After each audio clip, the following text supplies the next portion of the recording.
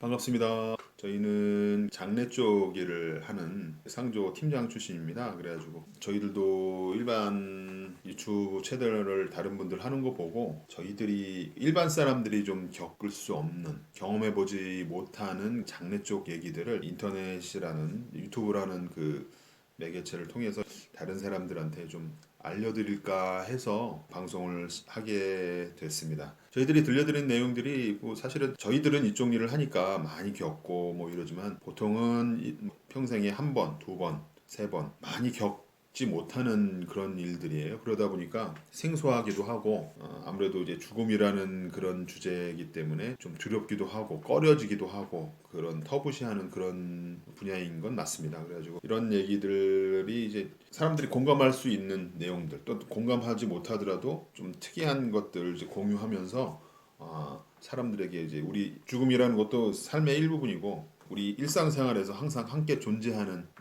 부분이기 때문에 일반 분들한테 정보도 제공할 겸 해가지고 방송을 하게 됐습니다. 장래 생각하면 모르는 게 더 많고 또 일반적으로 있기도 하고, 근데 저희가 이제 살아보니까 나이가 있다 보니까 장래 그리고 죽음이라는 게 그렇게 멀지도 않고, 요즘은 이제 나이 드신 어른들이 돌아가시는 것도 있지만 경제 상황이 어려워서 자살하시는 분도 있고, 그리고 뭐 사고가 날 수도 있는, 그리고 혼자 사시면서 돌아가시는 분들도 많습니다. 그래서 잘 모르는 여러 가지의 장래 형태를 저희가 이제 이쪽 일을 하니까 알려드릴 수 있지 않을까. 그리고 단순히 장래 얘기라고 우울하거나 뭐 슬프거나 이러지는 않습니다. 저희도 사람하고 일하는 거라 재밌는 일도 있고 또 알아두면 좋을 얘기도 있고, 또 가끔 이제 사람이 사람을 상대하다 보니까 이제 영업하시거나 장사하시는 분들 진상이라고 말하죠.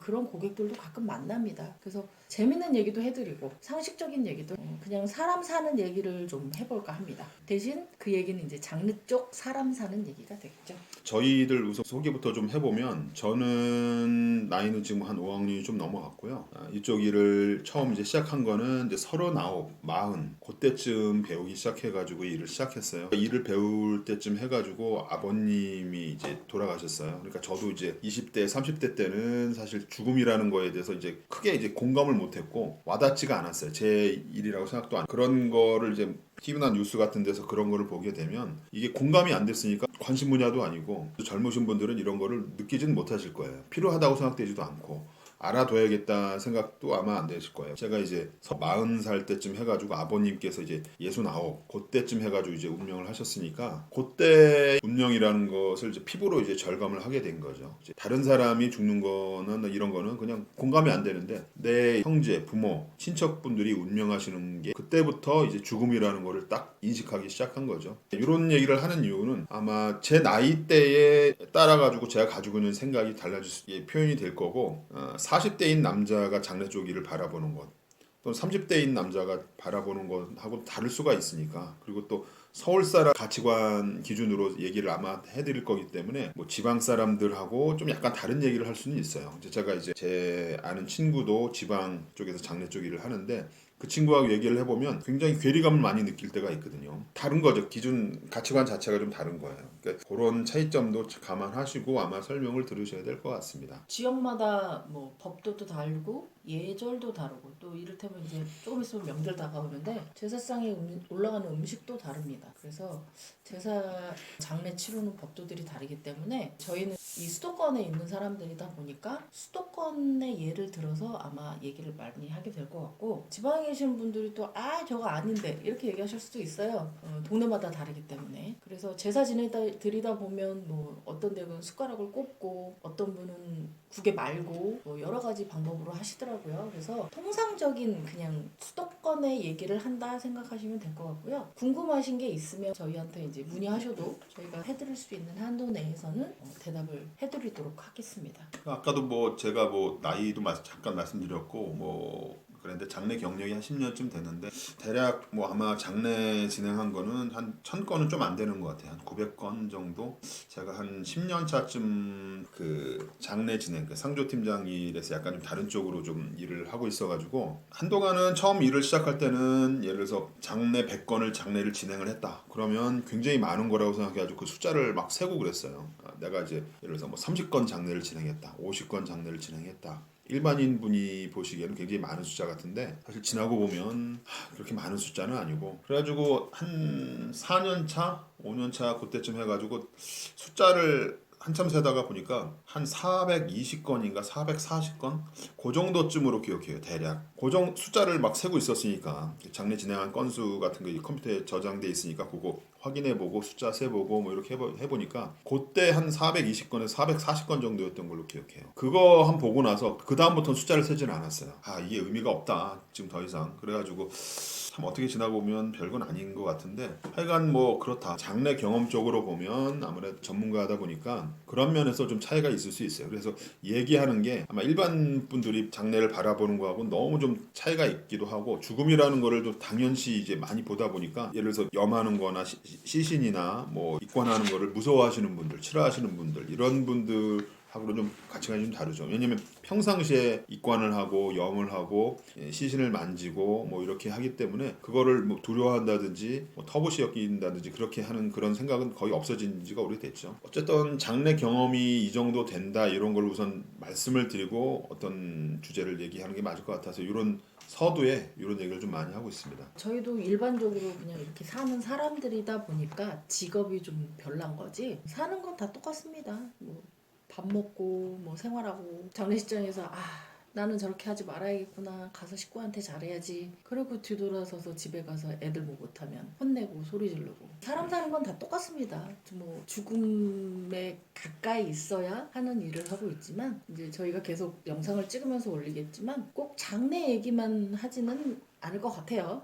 저희도 이제 사는 얘기를 할 거니까 다른 직업 가지신 분들도 특이한 직업 가지고 계신 분들 많이 이렇게 영상 있더라고요. 그래서 많이 저희도 사람 사는 얘기를 직업과 같이 가면서 주로 경험담 얘기를 아마 해드릴 것 같아요. 장례를 경험하면서 이런 예를 들어서 특이한 가족분들이 있다든지 3일 동안 가족들하고 같이 어떤 동고동락을 비슷하게 하기 때문에 사실 알고 싶지는 않지만 알게 돼요. 가족들의 어떤 특성이라든지 아니면 특이한 가족분들 같은 경우는 잊혀지지가 않으니까 뭐 일반 분들이 바라보지 못하는 그런 관점에서 이제 보기도 하고 뭐 그렇습니다. 그래가지고 입관실에나 아니면 뭐 장례 발생됐을 때 좀 특이한 케이스, 좀 일반 분들 좀 알 수가 없는 그 내밀한 부분들 같은 경우, 또 그런 거에서 느끼는 감정 같은 경우를 어떤 경험담을 이렇게 설명을 에피소드식으로 이렇게 할까 생각 중입니다. 좀 뭐 서두가 길었는데 오늘 말씀드릴 에피소드는 겪었던 장례 상가를 하나 말씀드릴까 해요. 이쪽 일을 하면서 명절 때 집에 있어 본 적이 거의 없는 것 같아요.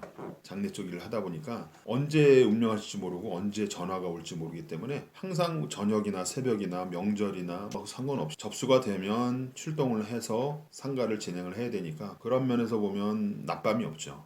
그러다 보니까 낮에 낮잠도 꼭 필요할 때는 자야 되고 새벽에 연락 왔다고 하더라도 출동해야 되고 그때도 12월 31일, 1월 1일 그 사이에 전화를 받았어요. 인천 쪽 장례식장으로 출동을 하는 과정이었어요. 경인고속도로로 넘어갈 딱 자정이 이제 되더라고요. 상황은 어떠냐면은 고인께서 저보다 한두 살 좀 많았어요. 그때 나이가 제가 알기로는 4살인가 5살인가 그때쯤이었던 것 같아요. 그때로 기억하니까. 근데 이제 어떤 케이스였냐면 회원이 고인의 사촌 동생이었어요. 그 회원이 자기가 가지고 있던 상조 상품을 사촌 오빠 장례를 치러주는 건데 그 사업을 좀 실패를 좀 한 3번인가 하셨던 걸로 제가 기억이 나요. 그랬는데 가족들하고 상담하면서 이제 얘기를 해주시더라고요. 핸드폰에 전화번호가 5개밖에 없었대요. 사업 실패하시고 좌절하시고 주저앉으시고 그러시다가 이제 주변인들하고 단절이 됐겠죠. 그리고 또 사업 하셔가지고 또 실패하시고 또 단절되시고 세 번째 사업 실패하시고 단절되시고 그러니까 외부인하고 이제 연락도 끊고 핸드폰 번호도 날라갔겠죠. 뭐 그러다가 이제 정작 필요한 사람, 자기 형제나 부모나 이런 분들 핸드폰만 몇 개 가지고 있고 그 와중에 이제 부인하고도 이혼하고 따로 살고 있었고 딸이 한 분 있었는데 내가 18살, 19살 그러니까 고2, 고3 그때쯤으로 내가 기억을 해요. 딸 한 명만 있었고 장례식장에는 이혼한 부인은 오지 않았고 딸만 있었어요. 고인의 여동생, 고인의 사촌 여동생 그리고 고인의 딸 상담을 하는데 고모가 화장해가지고 뿌린다고 그러시더라고요. 지금 집안도 좀 그렇게 됐고 관리해 줄 수도 없고 또 딸이나 이제 전처하고는 이제 따로 살고 있고 그러니까 뭐 어떻게 관리해 줄 수 없다. 뿌리자 이렇게 했는데 장래 경험이 많다 보니까 이런 케이스 이제 가족 어르신들이 그냥 화장해서 이걸 뿌려버리자 관리해줄 수 없다 이렇게 하는 경우들이 있어요. 결정 내리셔가지고. 근데 이제 경험상 해보니까 나이는 어려도 고인의 유골의 책임자는 권한을 갖는 사람이 누구냐? 그럼 상주예요. 그러니까 지금 제가 보기에는 고모가 모든 걸 결정해가지고 뿌려버리자 하지만 지금 고등학교 2학년, 3학년 어려가지고 장례 기간, 장례식장에서 이제 어르신들한테 말을 못하고 그냥 이렇게 따라가는 거죠. 어르신들이 하는 대로. 근데 제가 이거는 아닌 것 같아가지고 말씀을 드렸어요. 인천에 그 시립 납골 땅이 저렴한 비용으로 하기 때문에 시에서 하기 때문에 몇십만 원 안 한다. 그거 모셔놨다가 나중에 5년 지나고 10년 지나서 딸이 이걸 이제는 관리할 수 없으니까 이제 뿌리자. 뿌리겠다고 그러면 딸이 이제 뿌리면 되는데 만약에 지금 이제 고모님이 마음대로 결정해서 뿌리고 나면 나중에 딸이 원망할 수 있다. 그러니까 선택권을 딸한테 줘라. 몇 년 후에 딸이 뿌리겠다고 그러면 뿌리면 되지만 지금 그 나이는 어리지만 그 권한은 딸이 가지고 있어야 된다. 이런 얘기를 드렸어요. 고모한테 말씀드리고 바로 이제 딸도 옆에 있었는데 가서 따님한테 말씀드리고 선택하게 해라. 그러니까 저는 고모한테 얘기하고 딸은 한 3, 4m 옆에 있었어요. 그래. 고모가 딸한테 가서 얘기하더라고요. 그걸 듣고 있었거든요. 대화하는 거를 고모가 설명을 하고 딸이 옆에서 고모 얘기를 듣고 그 딸이 눈물을 뚝뚝 흘리면서 고개를 까딱까딱 하더라고요. 보고 나서 고모가 저한테 와서 그렇게 해주십시오. 시립납골당으로 모시겠습니다. 이렇게 얘기를 하더라고요. 그러니까 이제 일반 가족분들은 잘 모르는 사항들. 이런 경우에는 이렇게 하시는 게 맞다. 제가 안내를 해드리는 게 저는 이제 경험이 많으니까 이렇게 안내를 해드리고 그 순간에 제가 이제 뭘 느꼈냐면 이게 별거 아닌 거지만 내가 이런 장래 경험이 잘 배웠다. 좀 뿌듯하다 그럴까? 그런 걸 좀 느꼈었어요. 안타깝게 생각했던 그런 상가였는데 내가 안내를 잘해줬구나. 올바른 길로 좀 인도를 해드렸구나. 그런 면에서 제가 기억이 좀 남아 잊혀지지가 않고 있어요. 그 남자분이 왜 이런 거를 또 좀 했냐면 입관을 하잖아요. 다음날 사업도 실패하시고 뭐 이러셨지만 제가 남자 입장에서 그 고인 시신 염을 했으니까 봤을 때 그런 게 있잖아요. 얼굴이 잘생겼다, 꽃미남이다 그런 게 아니라 남자로서 이제 남자답게 생긴 사람들이 있어요. 이제 뭐 예를 들어서 운동을 하셨던 분들이나 이런 분들은 뭐 골격이 좀 있고 뭐 이런데 제가 볼 때 그분도 몸도 튼튼하시고 얼굴도 남자답게 호남형으로 잘생기셨고 그런데 이제 물론 속사정까지는 좀 모르겠죠. 사업 실패하시고 좌절 많이 하시고 그러다 보니까 이제 혼자 방에서 이렇게 은둔하셨고 이제 혼자 이제 계속 그냥 방 안에서만 생활하셨던 것 같아요. 그래서 결국에는 사인은 뭐냐면 고독사예요. 고독사. 안타깝죠. 그래서 기억에 남는 에피소드라서 이런 기회에서 말씀을 한번 드려봤어요. 이게 어떻게 보면 별거 아닌데 왜 이게 기억에 남냐면 그런 선택을 할 수 있게 제가 조언을 드려가지고 좋게 인도를 해드렸다는 것도 있고 또 하나는 입관실에서 봤을 때 그분이 이제 잘생기기도 하고 몸도 튼튼하시고 키도 크시고 그런데 이런 분이 왜 이런 안타깝게 운명을 하셨나 이런 것도 좀 그때 인상이 많이 남았었고 또 한 가지는 안 좋게 운명하신 분들 뭐 결과적으로 그렇게 되신 분들을 보면서 더 열심히 살 수 있지 않았으셨을까 이런 안타까운 마음 때문에 에피소드를 한번 말씀을 드려봤어요. 물론 안 좋은 의미로 안타깝게 운명을 하신 거지만 저희 주변 다른 상조팀장들도 그럴 거예요. 열심히 살아야지. 반대적으로 역설적으로 이렇게 안타깝게 운명하신 분이나 가족 환경을 보면서 역설적으로 열심히 살아야지. 나는 뭐 이렇게 안타까우신 분들에 비해서는 행복한 거지. 그런 감정들을 더 느끼게 돼요. 장래 쪽 이제 어두운 쪽 힘든 사람들의 모습을 보면서 나는 행복한 거구나. 나는 좀 잘 살고 있는 거구나. 감사한 줄 알고 살아야 되는구나. 더 열심히 살아야 되는구나.